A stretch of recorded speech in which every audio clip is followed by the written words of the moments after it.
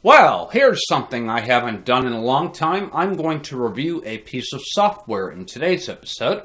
Easter is right around the corner, and for those of you who are celebrating Easter, and for those of you who practice the faith, this might be a piece of software of great interest to you.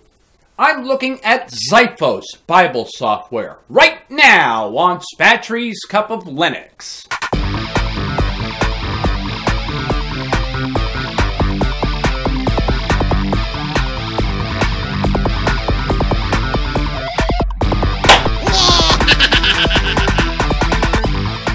Introducing Xiphos, and this works on top of the Sword project. When you first launch this, you will be presented with the modules dialog, and here you can get a lot of really cool things for this.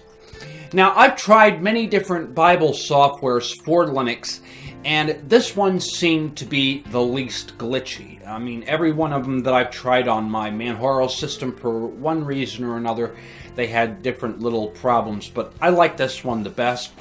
I like the way you can customize it, and interestingly enough, I even like the software better than eSword for Windows, because I used to use that software, and I thought this one was really, really nice.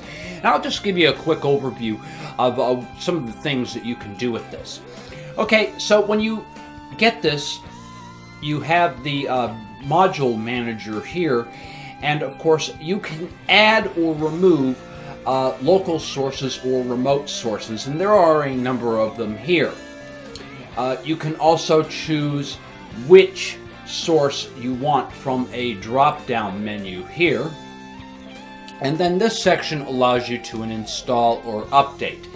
Okay, and there are many different biblical texts that you can get in your own native language. For instance, I speak English, and I'm a fan of the King James Version of the Bible, but they have many different versions which are available for whichever faith you are a member of. And I'm not gonna, obviously I can't go over all of them, but what's really nice is when you mouse over these, this does give you a very nice description of the different texts that you can obtain for this. And not only just Bibles, you can also get commentaries that go with this. You can get dictionaries. So if there's any words that you don't understand in the text that you are reading, a nice little dictionary to go with it can be very helpful to allow you to gain a better understanding. And I'll show you in a minute how I have mine set up for efficiency. Now, you also have a maintenance section here, and this is where you can remove dictionaries or modules or anything that you may have installed. For instance, I installed the Webster's Dictionary into this.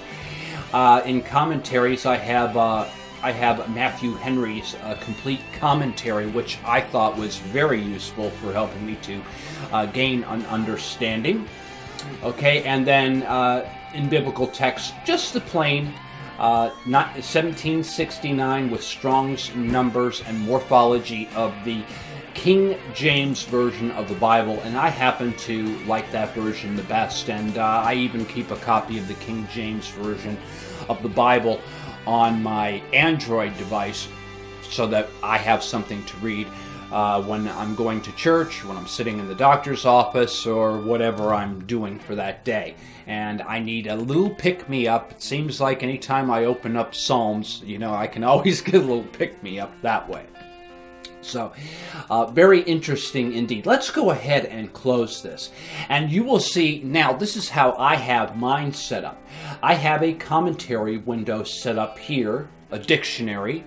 This is where I can manage everything. Now, presently, I don't have that many modules. I really don't have, I don't have a bunch of Bibles in here loaded into this, but if I wanted to, make a comparison between maybe the New Standard Version and the King James Version and look at them in a parallel view, this software would allow me to do that. I could have as many different Bibles open at one time and then make a comparison. But for me, personally, this is how I use it, just for regular standard reading. Okay, but you can manage this here. You can also, it has a comprehensive search tool, so you can find how many occurrences of a certain word that appears in the Bible. Okay, you have your listing of bookmarks. All of my personal bookmarks are stored in here, and then of course I haven't really put anything in the verse list, and then there is even a little previewer here that will display things from time to time. All in all, this is a comprehensive piece of software. I highly suggest that if you are of faith that you check this out. I think you might enjoy this quite a bit. As stated, I've tried a number of different Bible softwares out there, and I seem to like this one the best. It seems to be the least glitchy out of all of them that I tried. Well, that's all I have on Xiphos Bible software. I'd like to wish all of you a safe and happy Easter this weekend. Ciao.